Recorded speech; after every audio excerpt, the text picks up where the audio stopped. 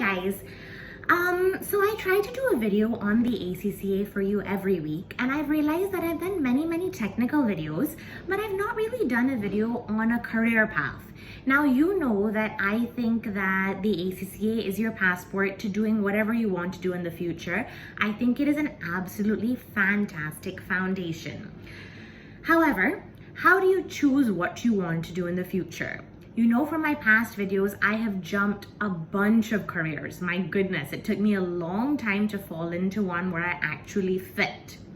And I was thinking today that if I had done my ACCA previously at the start, I'm not working in a professional job, so how would I have figured out that this is what I wanted to do, that I wanted to teach? Well, I think that what I would tell my kids when I make them do the ACCA is I would ask them, first of all, to make a list of the things that they are good at. And the second thing that I would ask them to do is I would ask them to make a list of the things that they enjoyed most from the things that they were good at and try to make that into a profession, because that's what I feel. Now, let me give you me as a personal example. I'm not going to give you all of the things that I'm good at. I hope that I'm good at a lot of things, which I'm that kind of personality. If I put my head to something, I will be good at it. But I'm gonna give you the things that I was good at, that I enjoyed most.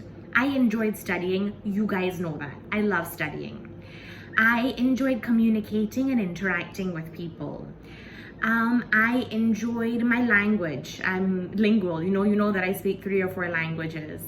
And I was the type of personality, and I like being this type of personality, that my follow-up until something was done was really strong, okay?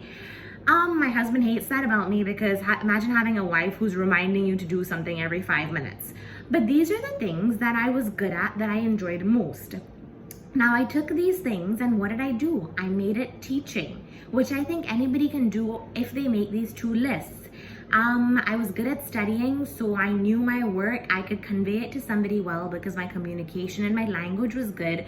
And students are lazy, right? We all know that. So my follow-up worked for me in this aspect. So if you are at a point in your life where you're doing something, you're doing your ACCA, but eventually in the future you don't know, do you want to have a business? Do you want to be in a corporate job? Do you want to do something else?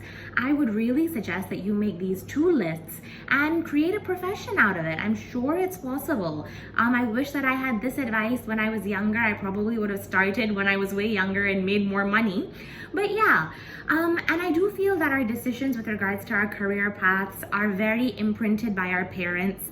My parents have jewelry stores and construction industries, and my mom was all about me being a self-made woman and having a jewelry store of my own. But I've worked in a jewelry store for many years, but I could never be a salesperson. I just never believed in what I actually sold, so I couldn't really sell it. And that was really stressful because my parents were so fantastic at it. So I do think that you should choose a career out of these 2 lists. And I do think that you need to look at both aspects. Financially, yes, you have to sustain from your family. For your family, you have to sustain.